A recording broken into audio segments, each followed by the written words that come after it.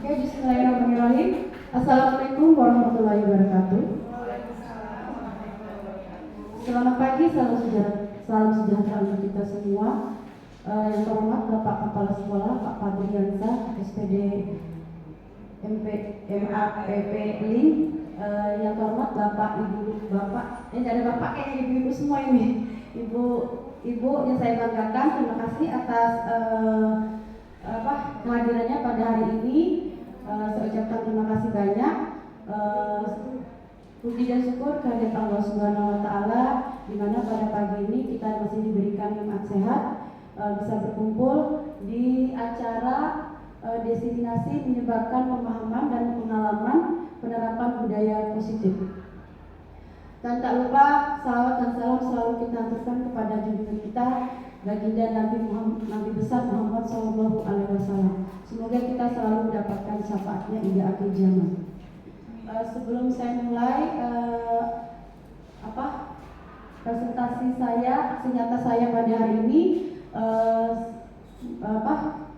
bisa minta tolong kepada Bapak Kepala Sekolah untuk memberikan sedikit arahannya sebelum saya memulai acara pada pagi ini. Bapak, saya persilakan.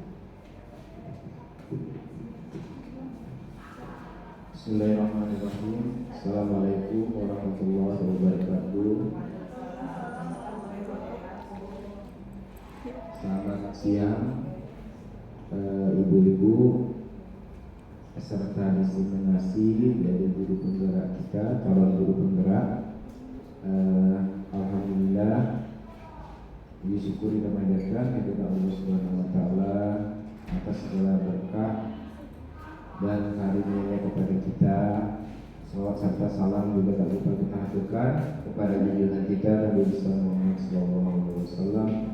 Semoga kita selalu istiqomah menjalankan sunnah beliau. Yang saya hormati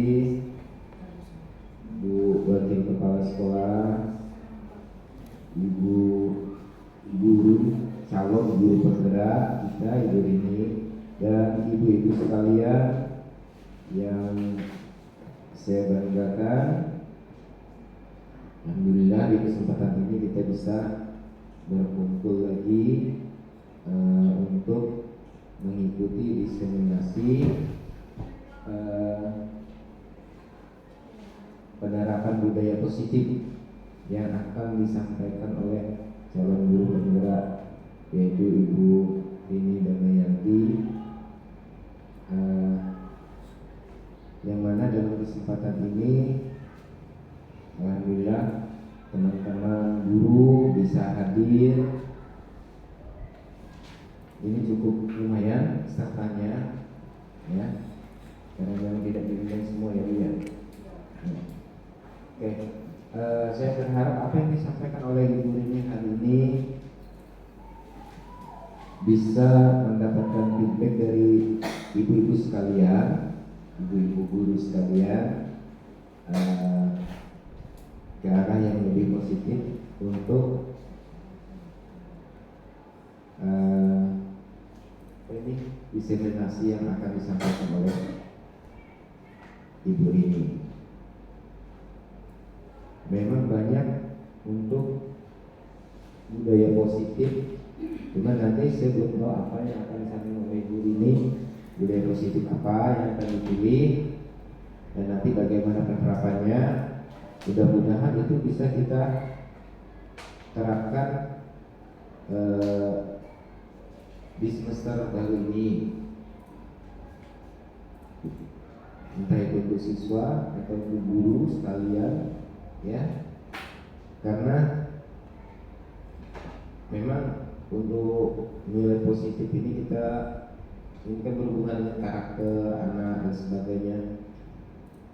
Memang sudah ya di mana aja sekolah manapun sudah berkurang untuk penanaman nilai-nilai karakter untuk anak-anak, dan itu bisa kita lihat sendiri di lingkungan sekolah kita, bagaimana anak-anak kita sudah bisa menilai bagaimana karakter anak-anak kita.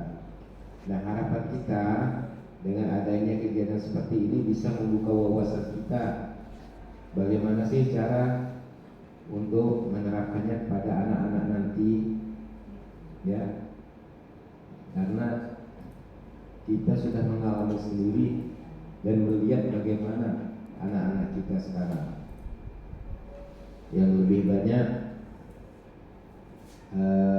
komunikasinya tuh dengan gadgetnya aja daripada dengan lingkungan sosial yang ada di sekitarnya.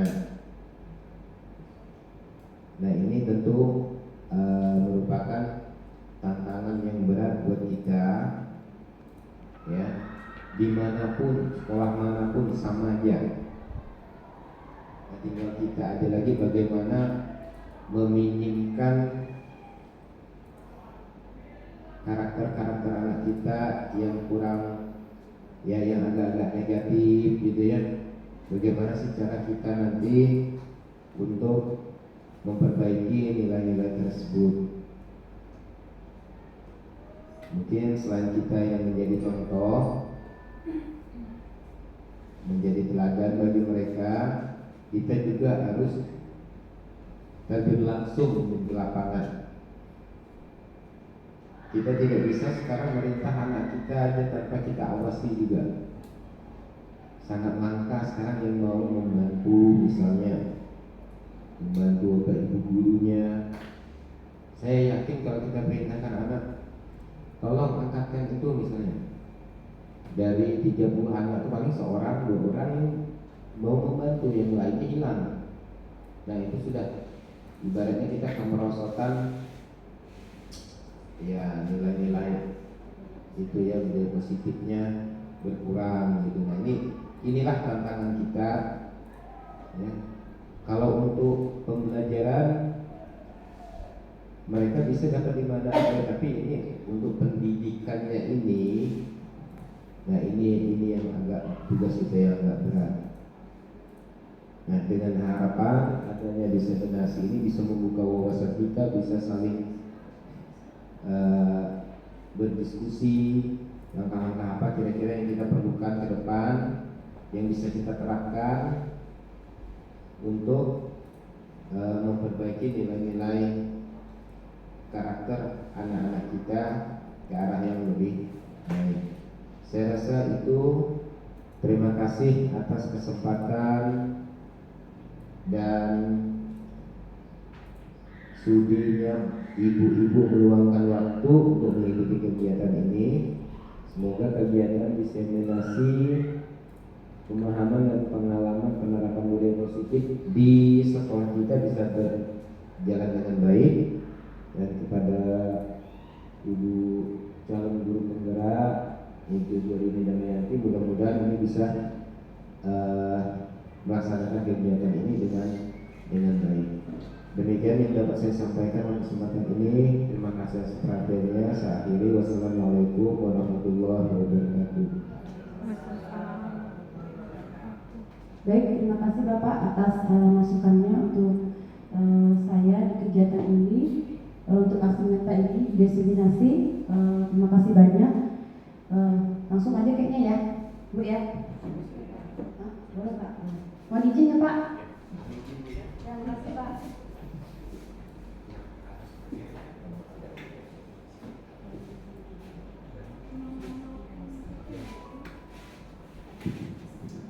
Baik Ibu, mohon izin kita langsung saja. Untuk hari ini saya akan mempresentasikan aksi nyata diseminasi menyebarkan pemahaman dan pengalaman penerapan budaya positif di modul 1.4 budaya positif bersama saya langsung di GP Angkatan 10.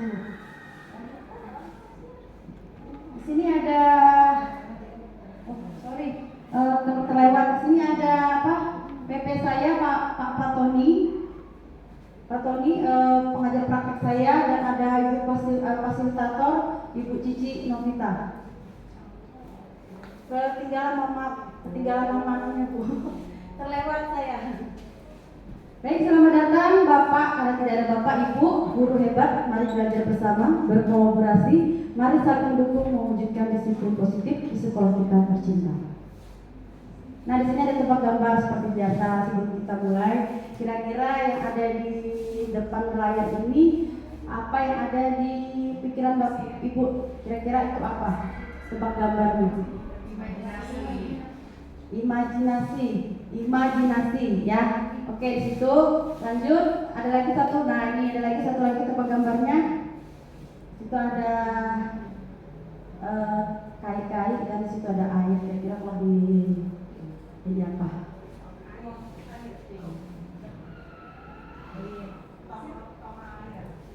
Itu gambarnya gambar apa? Kakek-kakek kan.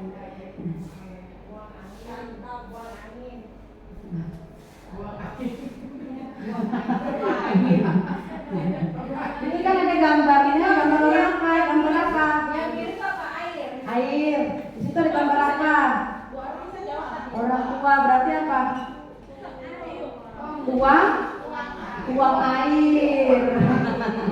Ya betul sekali Bu Irma, tuang air. Oke, lanjut. Nah, di sini ada lanjut topik diseminasinya. Yang pertama itu yang kita bahas yaitu perubahan paradigma. Yang kedua disiplin positif dan nilai kebajikan. Ketiga teori motivasi, hukuman, penghargaan. Terus yang keempat keyakinan kelas. Yang kelima kebutuhan dasar manusia. Keenam 5 posisi kontrol dan yang ketujuh segitiga restitusi. Lanjut. Oke, untuk sebelumnya ini ada pertanyaan pemantik. Langsung dijawab aja ya Bapak Ibu, bagi Bapak Ibu yang bisa. Menurut Ibu, apakah hukuman dapat mendisiplinkan anak? Terus pemberian hukuman dengan hal positif seperti membaca, apakah meningkatkan positif anak? Terus pemberian penghargaan, apakah dapat meningkatkan motivasi belajar anak? Kira-kira siapa yang ingin menjawab? Ibu, silakan Bu Tuti. Nah, baik, terima kasih atas kesempatannya. Untuk pertanyaan pemantik yang pertama berkaitan dengan apakah hukuman dapat mendisiplinkan anak.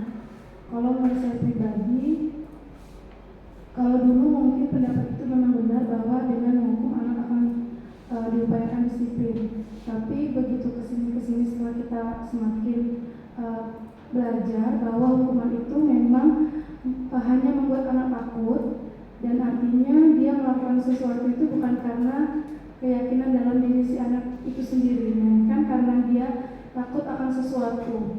Dan ini dampaknya adalah tidak bisa berjangka panjang, hanya di saat itu saja, tapi anak kesannya akan terus mengulang dan mengulang lagi kesalahan yang sama. Itu yang pertama. Terus untuk yang kedua, apakah membaca dapat meningkatkan positif anak? Membaca mungkin bukan kategori hukuman kalau menurut saya. Itu hanya bentuk pembiasaan anak ke arah positif. Jadi kalau ada kaitannya dengan hukuman, saya kurang setuju.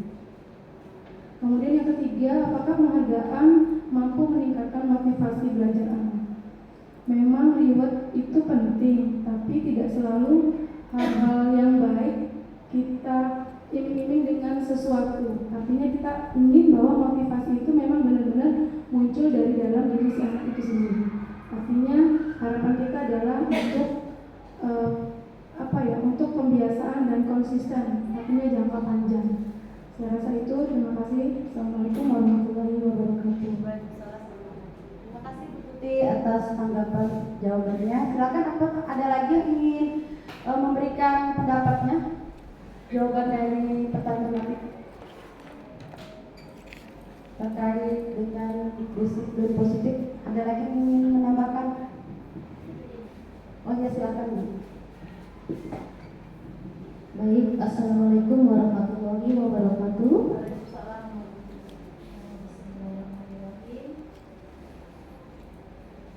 Untuk pertanyaan nomor 1. Cek. Untuk pertanyaan nomor 1, apakah hukuman dapat mendisiplinkan anak? Kata hukuman di sini kita berhubungan dengan sanksi ya. Di sini saya kurang setuju bahwasanya hukuman itu kalau bisa kita rubah kata-katanya menjadi sebuah pemahaman. Artinya di sini kita kasih pemahaman kepada anak, tetapi jangan dihukum. Tetapi bagaimana caranya kita merubah mindset anak, pola pikir anak yang kita rubah seperti itu.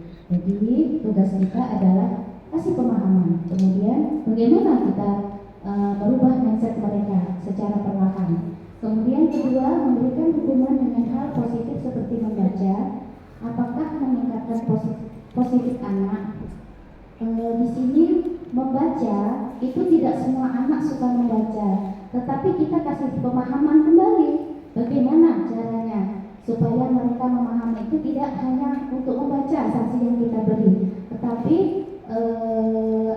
selain membaca masih ada untuk perubahan sikap positif, umpama satu cara untuk pembiasaan budaya dia, umpamanya membaca surah pendek atau apa begitu ya, yang ujung-ujungnya kita ke arah yang positif, membudayakan anak yang positif seperti itu. Ketiga, memberikan penghargaan. Apakah dapat meningkatkan motivasi belajar? Penghargaan ya, kembali lagi penghargaan bermacam-macam. Ada penghargaan yang hanya kita katakan dalam bentuk verbal saja, dengan ucapan terima kasih, dengan pujian dan sebagainya. Bahkan penghargaan juga bisa kita berikan yang nilainya kecil tapi bagi mereka berharga. Contoh, kasih bunga. Bunga kita ambil dari samping aja dia sudah bahagia loh, tidak perlu kita memodalkan uang. Kemudian dengan tadi dengan verbal ya, kata-kata itu sudah, jadi artinya dengan penghargaan itu luar biasa kita memotivasi anak, bahwasanya oh aku dikasih mau gitu ya. Jadi bagi mereka penghargaan itu luar biasa memotivasi. Itu saja, terima kasih. Terima kasih Bu Suryanti atas jawabannya. Boleh dong tepuk tangan dulu untuk Bu Putri sama Bu Suryanti. Oke, lanjut. Di sini ada bermain game dengan kepala tangan. Kira-kira bisa ke Bu? Kita coba. Yang untuk yang A kita berpasangan ya. Untuk yang A itu menggenggam kepala, mempertahankan kepala tangannya. Kalau yang B berusaha membuka kepala tangan dengan berbagai cara, boleh merayu, menghadik, bahkan mengancam. Jadi berpasangan. Yuk.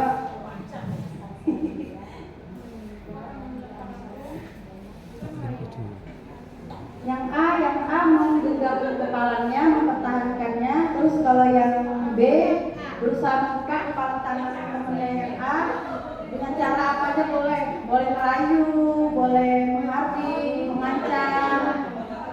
Sayang dirayu. Kira-kira supaya temennya yang A ini membuka kepalanya, kira-kira mau dibuka apa tidak?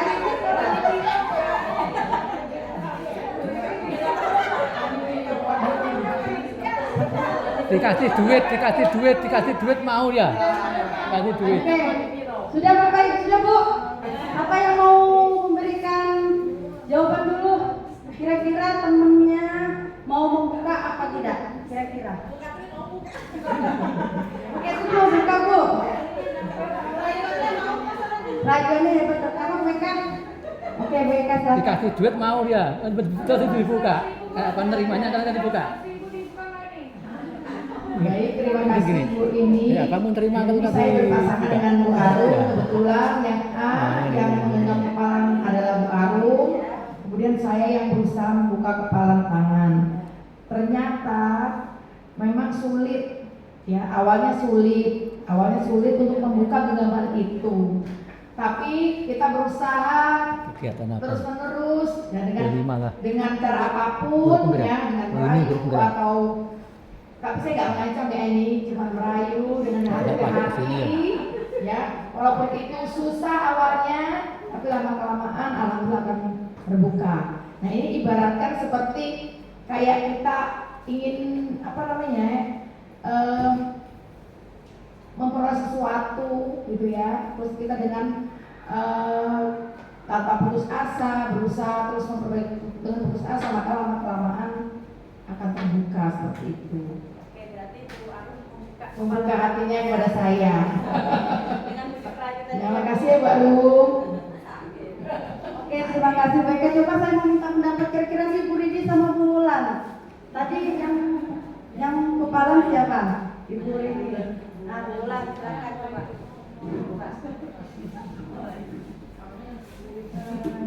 Kalau di sini saya yang berusaha untuk membuka kepala. Jadi pertama awalnya memang sulit, tapi lama kelamaan sudah. Pelan-pelan lama-lama akhirnya dia membuka kepala tangannya. Ya membuka. Ya terima kasih Bu. Terima kasih Bu Ulan. Ada lagi Bu Ima sama Bu Yati? Nggak sempat. Baik, oke. Terima kasih. Untuk kesimpulan tadi, kepala tangan tadi, yang mempunyai kendali kontrol itu adalah diri kita sendiri, ya. Kepala itu diri kita sendiri. Terus apakah mau dibuka kepala tangannya atau tidak? Itu semuanya terkendali untuk kita sendiri yang kontrol diri kita sendiri, bukan orang lain. Terus apakah mau membuka kepala tangan atau tidak? Terus begitu juga dengan siswa. Siswa juga itu punya kontrol akan dirinya mereka sendiri untuk mendisiplinkan diri mereka sendiri. Itu yang dikatakan dengan motivasi intrinsik, maksudnya itu dari dalam diri sendiri, bukan dari kemauan orang lain. Terus sedangkan rujukan, hukuman, penghargaan ialah faktor motivasi eksternal yang mempengaruhi perilaku mereka. Oke, lanjut Bu. Nah, di sini ada perubahan paradigmanya. Seperti biasa itu kita pembelajaran paradigmanya merupakan pembelajaran dirancang berdasarkan prinsip pembelajaran berdiferensiasi sehingga para peserta didik belajar sesuai kebutuhannya berdasarkan tahap perkembangan sesuai teori psikologi modern untuk menunjukkan profil pelajar Pancasila. Lanjut Bu. Nah, di sini ada teori kontrolnya, yaitu ilusi guru mengontrol murid, ilusi bahwa kritik dan membuat rasa bersalah mampu menguatkan karakter, ilusi bahwa semua pembuatan positif, efektif, dan bermanfaat, ilusi bahwa orang dewasa berhak memaksa. Nah, dari sini ada pertanyaan tematik lagi, yaitu menurut Ibu, apakah makna dari disiplin? Terus pernahkah Ibu menerapkan di kelas? Siapa Bu yang menjawab? Menurut Ibu apakah makna dari disiplin? Terus setelah itu apa pernah Ibu menerapkannya di dalam kelas selama pembelajaran di dalam kelas? Ya, silakan Bu. Sudah. Assalamualaikum warahmatullahi wabarakatuh. Ya, pertanyaannya sangat bagus, yaitu menurut Bapak Ibu apakah makna disiplin? Menurut saya, disiplin itu adalah mengikuti aturan yang sudah kita sepakati. Jadi kalau kita pernahkah Bapak Ibu menerapkan di kelas, menurut saya semua Bapak Ibu guru pasti sudah menerapkannya. Tinggal kita mengoptimalkan lagi kesepakatan yang kita buat bersama siswa. Jadi misalkan di awal masuk, misalkan di awal semesteran itu kita sudah ada kesepakatan dengan siswa, misalkan kalau kamu terlambat 5 menit, konsekuensinya apa? Nah, itu disepakati di dalam kelas. Seluruh siswa harus terlibat. Nah, kalau ibu bapak guru yang terlambat itu bagaimana? Kita sepakati juga sama siswanya. Jadi memang kita ini manusia bisa apa ya ibaratnya untuk disiplin ini bisa sesuai dengan aturan atau tidak, itu tergantung tadi persona, dan tergantung dengan kesepakatan kelas. Itu aja menurut saya. Terima kasih. Terima kasih Bu.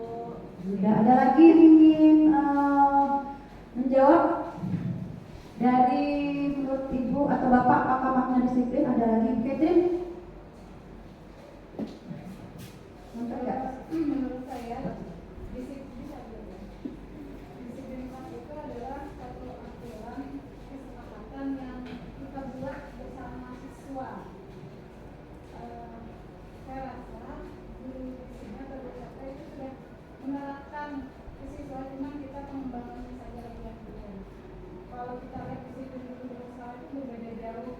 Disiplin itu kalau dulu itu paling ditakuti anak. Nah, kalau yang sekarang itu adalah paling tidak kita bisa bekerja sama dengan anak dan kesepakatan anak apabila tidak masalah, paling tidak kesepakatan apa apabila dia tidak masalah apa. Nah, ini kayaknya lebih kita bekerja sama baik.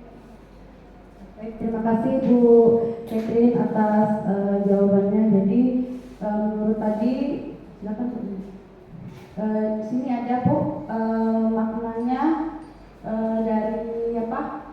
Disiplin itu tadi itu berasal dari disiplina atau yang berarti belajar ya.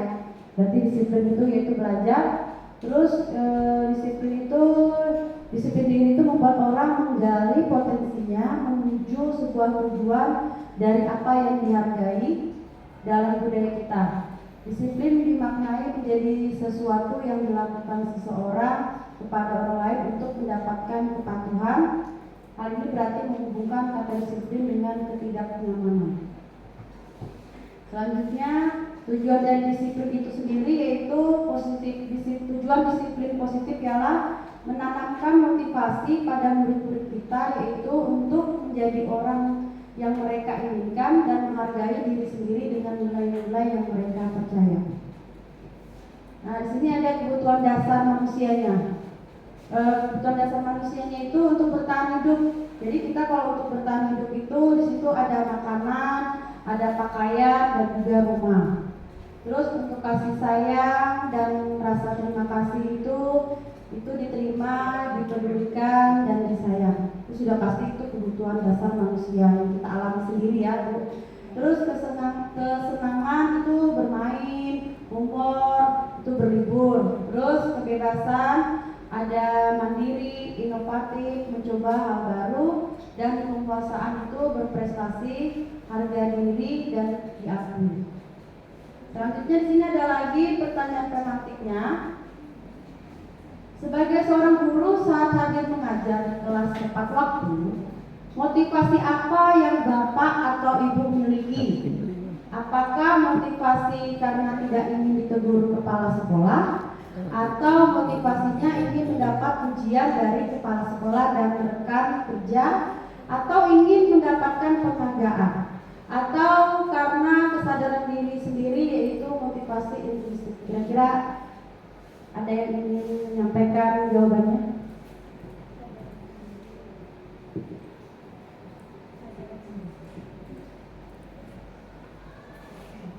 Siapa Bu?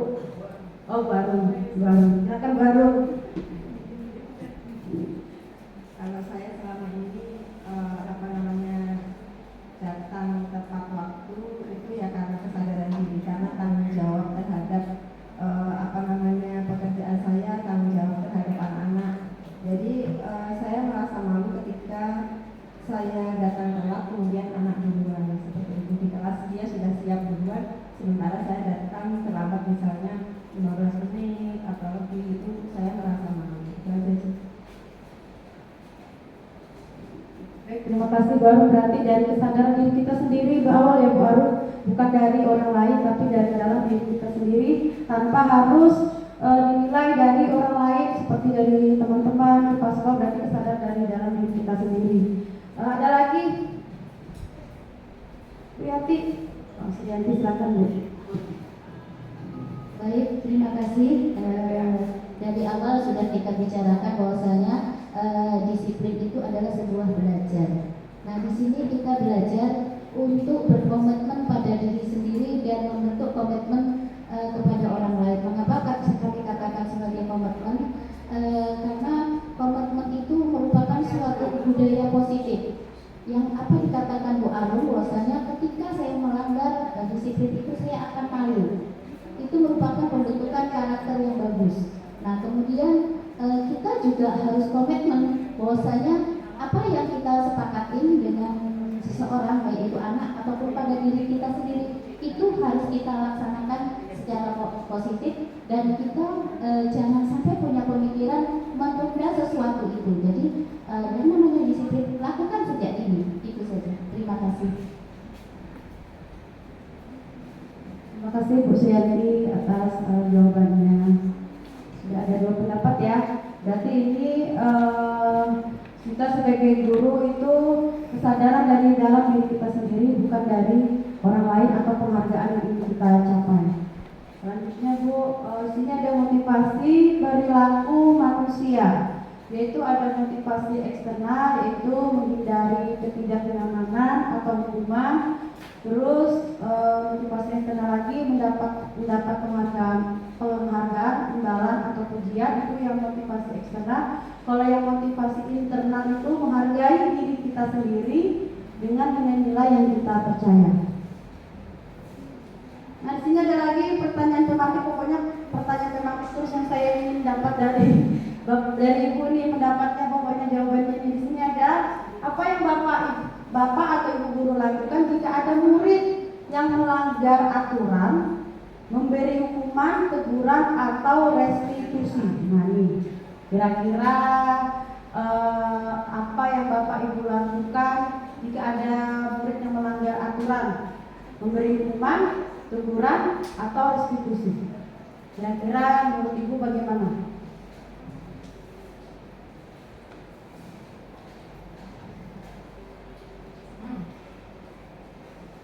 Ikuti.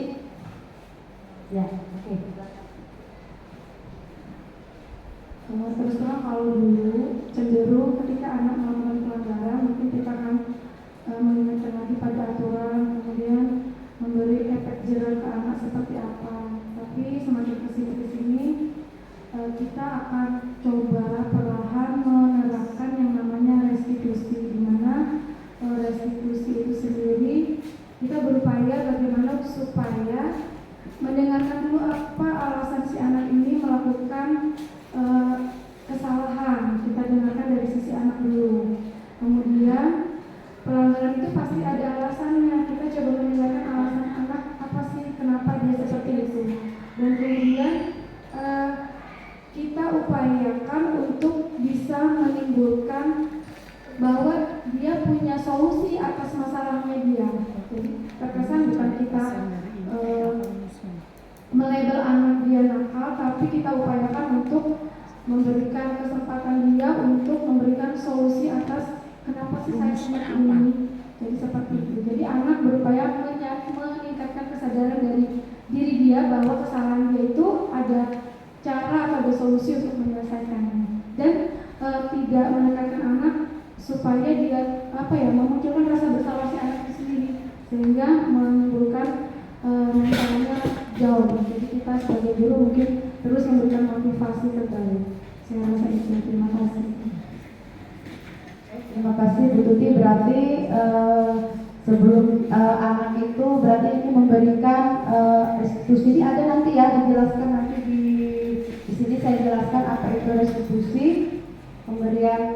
Jadi anak itu jika ada membuat salah tidak langsung ditegur ya, tidak langsung diberi hukuman. Ternyata saya sebelum saya mengikuti JGP ini, seperti biasanya berbagi ya Bu ya, berbagi ilmu saja.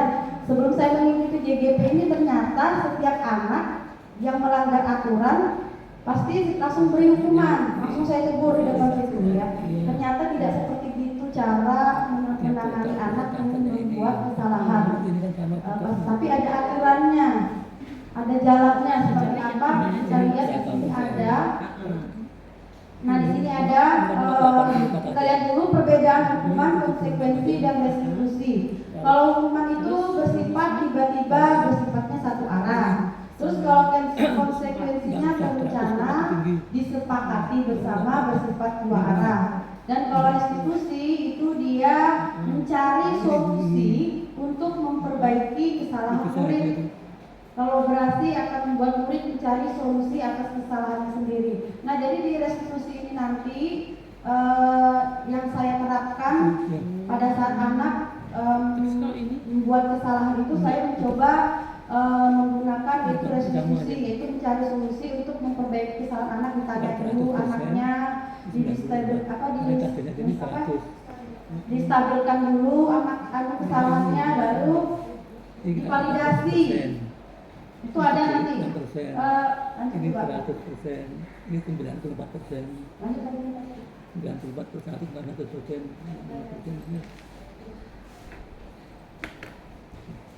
Nah, di sini ada nih. Contoh penerapan posisi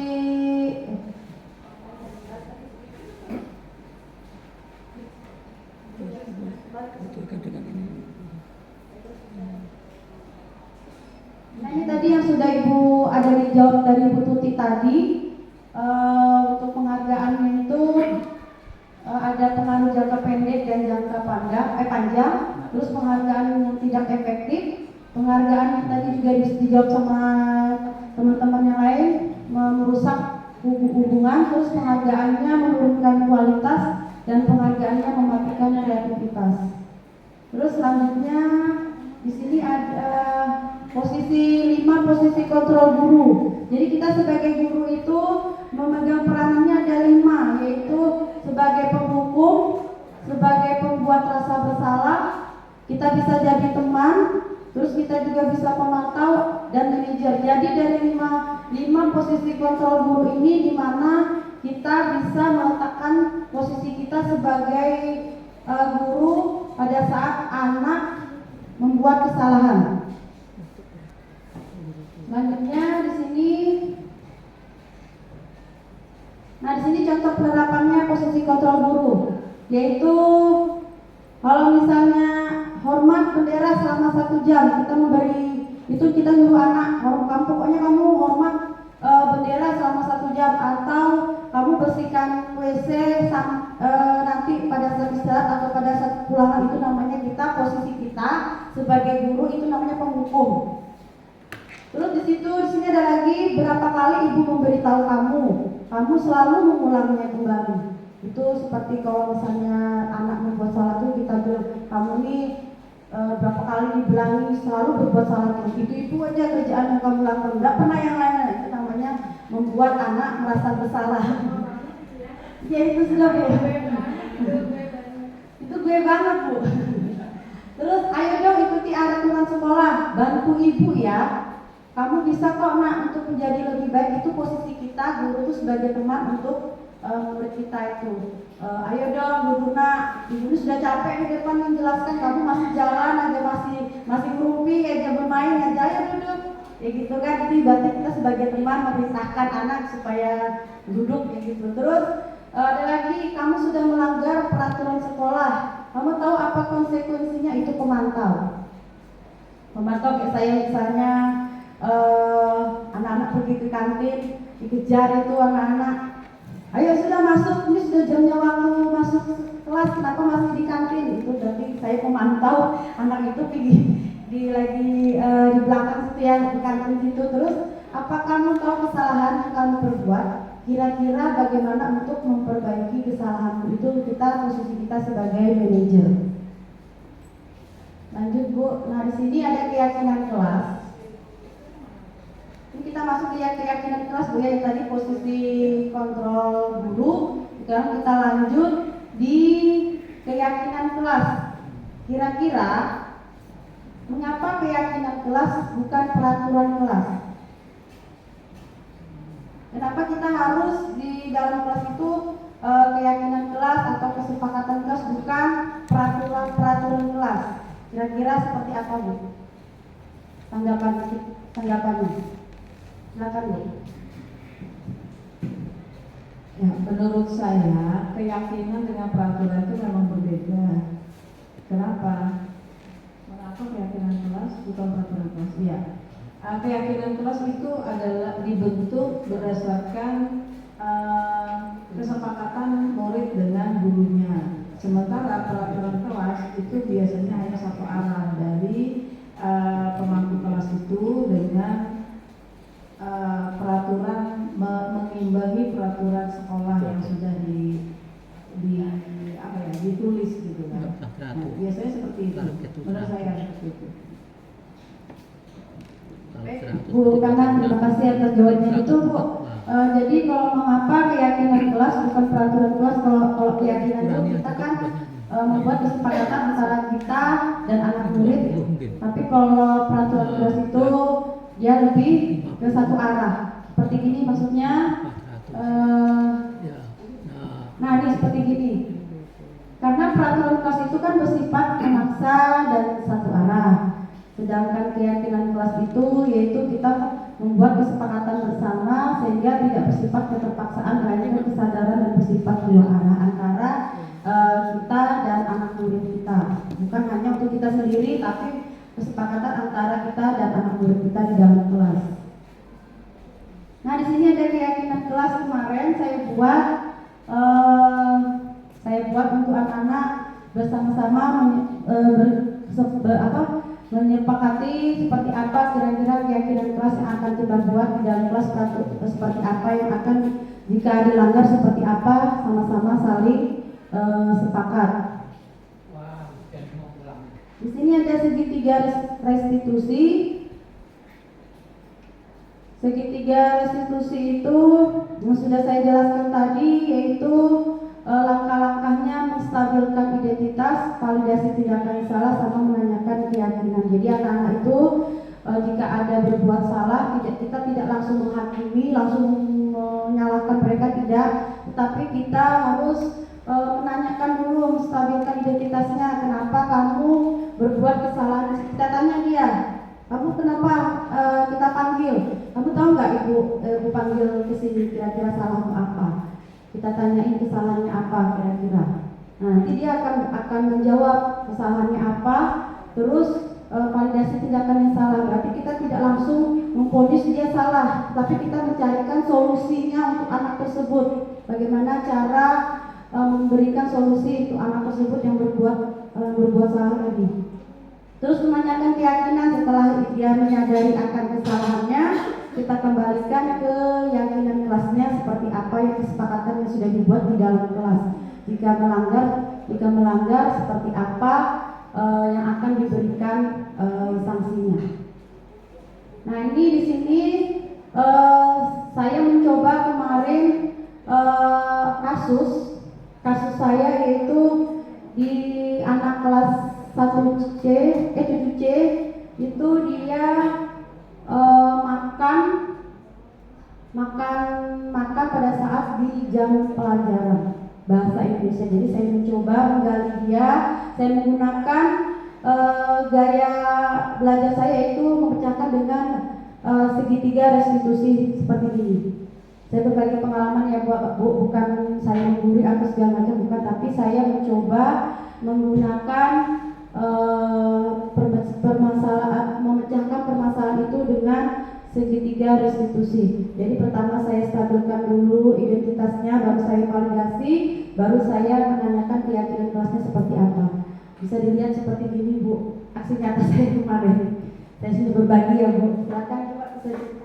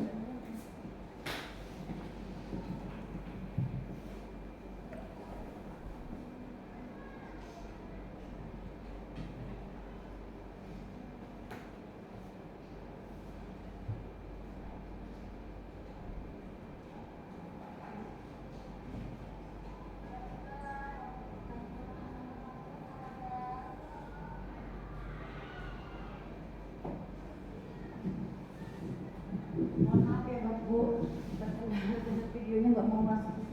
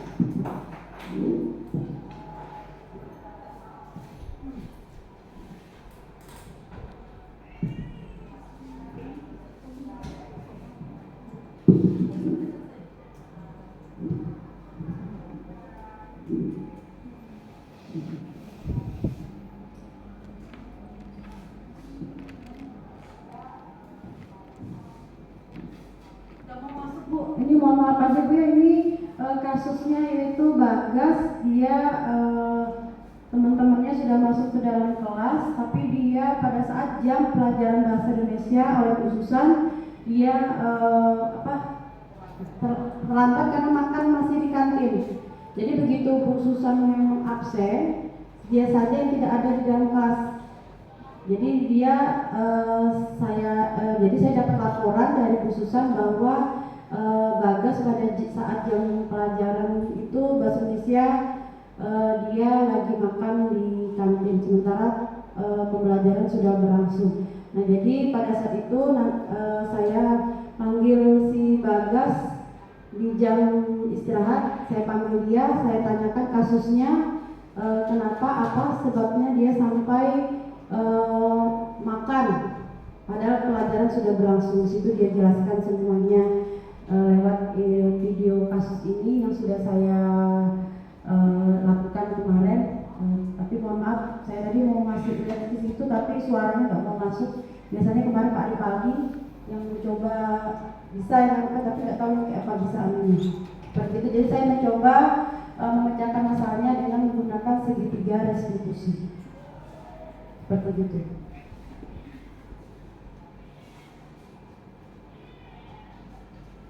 Mungkin sudah cukup itu Bu ya videonya Bu ya. Tapi intinya seperti itu Bu.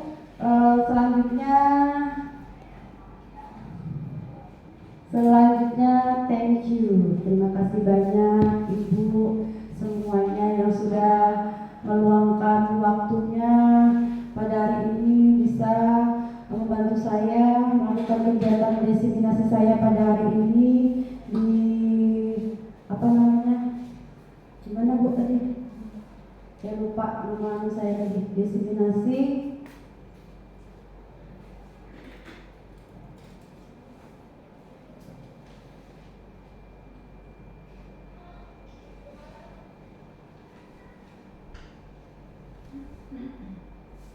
desiminasi hasil nyata menyebarkan pemahaman dan pengalaman penerapan budaya positif di modul 174 budaya positif. Sekali lagi saya ucapkan terima kasih.